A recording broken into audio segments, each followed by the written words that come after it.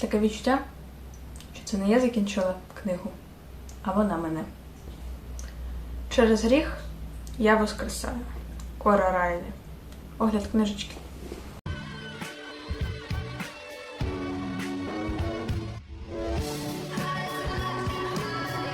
Через гріх я воскресаю – це 2 книжки із серії «Гріхи батьків». В серії є 5 книжок всього. І якщо ці 2 пов'язані, то інші не пов'язані між собою, тобто їх можна читати як стандарт Елон, до яких я ще й не дібралася. Сподіваюся, вони будуть кращими, ніж це.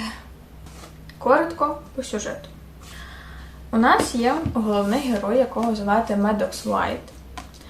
І коли йому було 5 років, він був зі своїм батьком в його мотоклубі, і батько його був теж главарем угруповування. І так стається, що він став свідком того, як один із інших мафіозників, які не є членом мотоклубу, вбили його батька і абсолютно всіх в тому мотоклубі, в той день, коли він був з батьком. Він заховався за диваном і мовчки спостерігав, як він робить доволі жорстокі речі, скажімо так. І подорослішавши, єдине, що турбувало Медокса, це помста. Для того, щоб вбити цього чувака, який вбив його батька. Тому вони вирішують, він і його банда, хоча він не є главарем банди, він є просто учасником. Главарем банди є його дядько. І вони вирішують, що вони вкрадуть доньку цього мафіозника. А цей мафіозник був капо італійсько-американської мафії. Тобто майже головним, але вище капо є тільки Дон. Але в сюжеті Дона нема, тобто ми рахуємо капо як найголовнішого. І вони вирішують вкрасти його доньку для того, щоб шантажом обміняти її на нього і забрати його життя. Головна героїня, як ми зрозуміли, це донька цього мафіозі. Її звали Марсела, або Марчелла. Ми до цього повернемося. Вона виросла в любові і турботі батька. У неї ніколи не було якихось обмежень в плані донька хоче, тато робить. Але є свої жіночі і не тільки жіночі зобов'язання, як членкині мафії, як родички мафіозі і так далі. Тому вона не звикла стикатися з такими ситуаціями, з якими вона стикнулася, коли її викрали. Це коротко по сюжету буквально першої книжки, але друга книжка продовжує цей сюжет, тому що деякі події змусили головних героїв з першого тому прийняти якісь рішення, і їх наслідки переносяться на другу. Тепер до плюсів і мінусів. І почнемо з плюсів. Коли я почала читати перший том, сказати, що я була в ахуї, це нічого не сказати. В якийсь момент я була впевнена, що ця книжка майже стане наближеною до Аделіни. Я в житті так не помилялася, як зараз. Сюжет її викрадення побудований на такому піздіце, що у тебе булки зжимаються. Нерви просто зашкалюють. Було відчуття, що мене катають не те, що на американських гірках, це просто, не знаю, з трампліна в прірву, а потім тебе дістають, а потім тебе знову кидають в цю їбану дирень. Не було максимальної жорстокості, як в Аделіні, слава Богу. Тобто авторка, вона описує все так, що ти просто боїшся, щоб щось сталося в такому контексті, але потім вона, мені здається, або передумала, або вона дійсно по натурі не може довести піздець до кінця, і вона виводить його на лайт. Але поки читається сцена з книжки, описана, доволі похмурними подіями, скажімо так, мені було важко. Я робила перерви, щоб це дочитати. Потім я побачила, що все гуд. І я зрозуміла, що така концепція книжки, тобто мене будуть їбати. Далі з плюсів піднімаються доволі важливі соціальні теми сексистського ставлення до жінок в цілому і доволі багато різних стереотипів.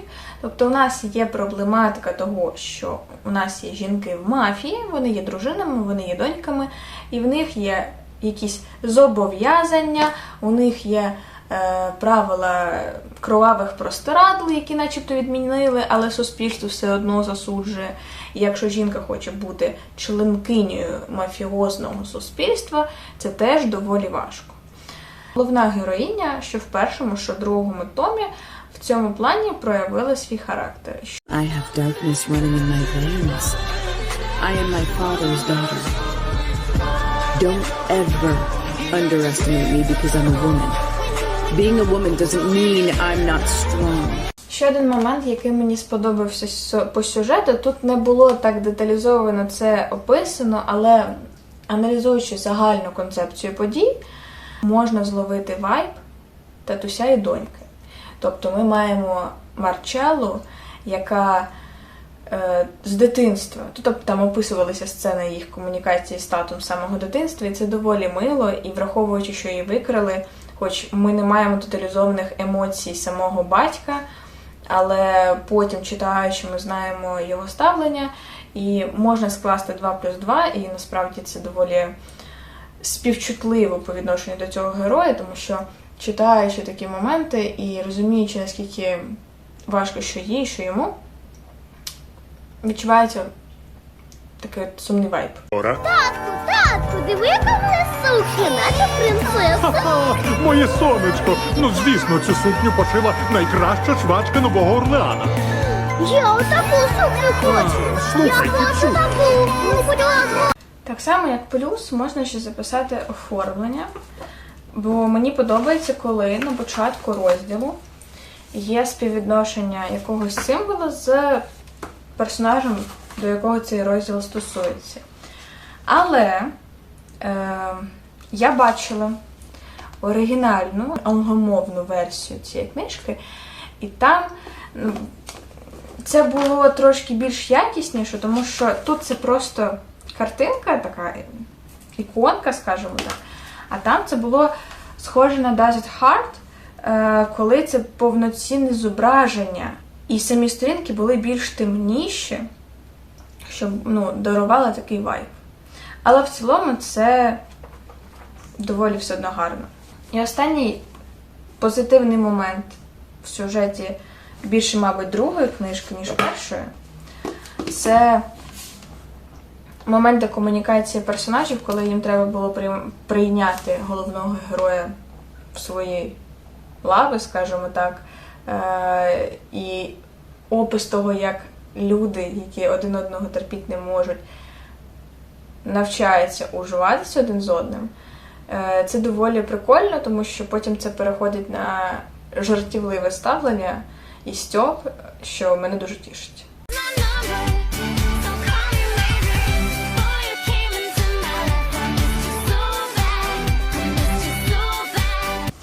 А тепер переходимо до мінусів.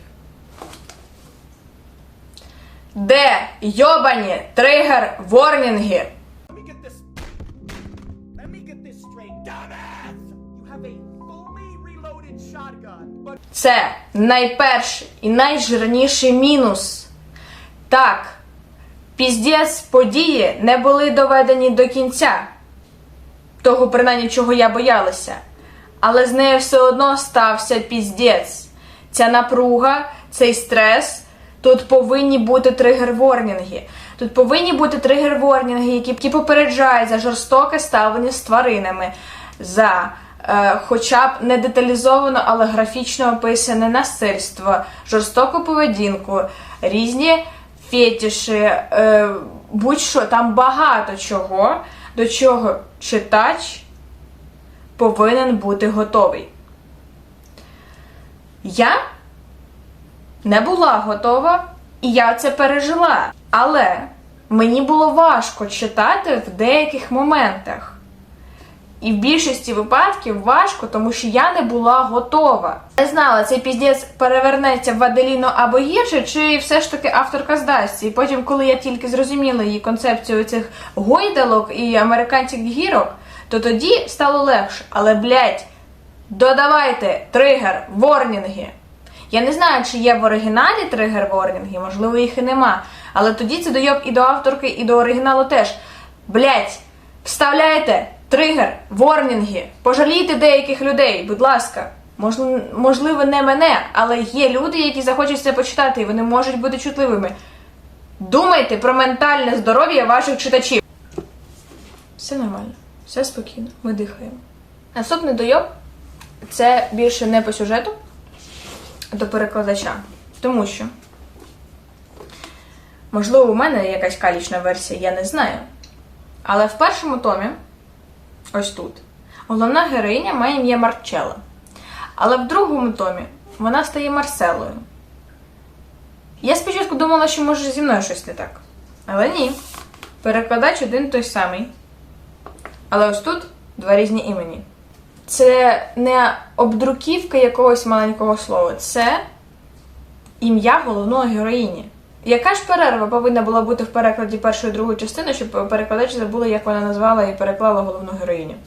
Як мінус, я хочу записати динаміку стосунків головних героїв. Мені подобалася динаміка головних героїв в першому томі. Але потім це було максимально для мене особисто зіпсоване.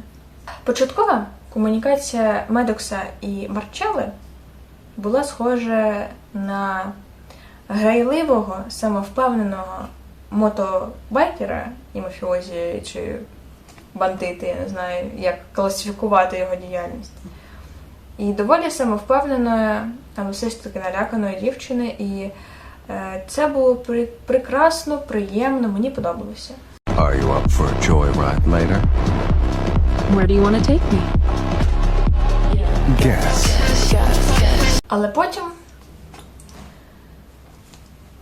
сталася друга частина. І я розумію, що головний герой зацікавлений в головній героїні. Я це зрозуміла з першого разу. Але герой, мабуть, хвилювався, що я забула, як сильно він кохає головну героїню. Тому опис того, як він сильно її кохає, і наскільки вона для нього ахуєнна і так далі, були вставлені настільки часто, що мене почало нудити. Він начебто втратив ось цей вайб. Так, я розумію, що він відмовився від деяких своїх принципів і аспектів свого життя, що поміняли його кардинально. Але це не може бути настільки кардинально, що поміняти його особистість і характер настільки, що він відчувався просто як ганчірка, не знаю. Ну, тобто, так, я розумію, що головна концепція, що його кохання настільки велике, що він зробив великі самопожертви. Я розумію, що у випадку Марчелли єдиною самопожертвою, яку вона зробила не по своїй волі, це пережити викрадення, де головний герой є винним, і він намагається спокутати свою вину. Але, побудовуючи стосунки, вони начебто відкидають проблематику того, що було в минулого, що її викрали, що, все, сторінка перегорнута. Але після цього виходить так, що він все ще віддає, а вона тільки бере, що мені дуже не подобалося як динаміка їх стосунків. Якщо перша книжка доволі цікава і читається, просто ти повинен її дочитати до кінця, тому що тобі страшно, щоб це повинно закінчитися якомога скоріше, в гарному сенсі, бо ти хвилюєшся. То потім таке відчуття, що авторка просто дуже хотіла розширений епілог. Тому що по опису книжки позаду я думала, що тут теж буде якийсь плот-твіст, якийсь накал сюжету, який буде розгортатися. Але таке відчуття, що це був просто величезний епілог на 360 сторінок, сповнений сімейних розборок. Я наче дивилася якась дешева сім'ю про мафіозі. Я розумію, що так, в короткий епілог, те, що тут є, ставити доволі було би важко. Але чому просто не зробити першу частину довше? Ну, зроби книжку на 500 сторінок. Прибери зайву хуйню тут, вичлені головне, як він там відмовляється від важливих речей, як він намагається підлаштуватися під новий образ життя. Додай вашого хеппі-енду і на тому дякую. Відчуття, що от коли ти на свята сидиш з родичами за столом і починається трешатіна, оце ця книжка. Wow, no.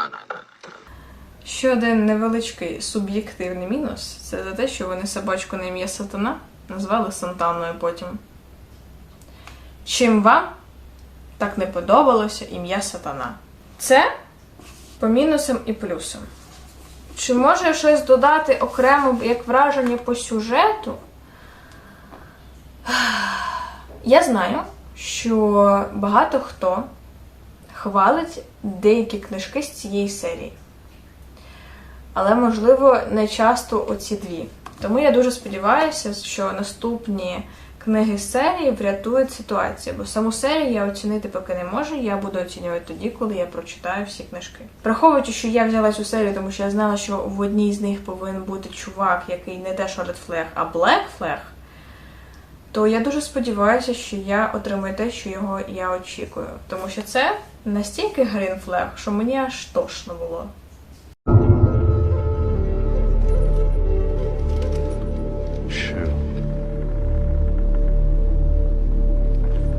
Ще це більше, мені здається, дойоб до видавництва, тому що це серія другого покоління цих мафіозних родин. У цієї авторки чи 20, чи 19 книг серії про цих мафіозів. У нас є серія, я так розумію, про батьків.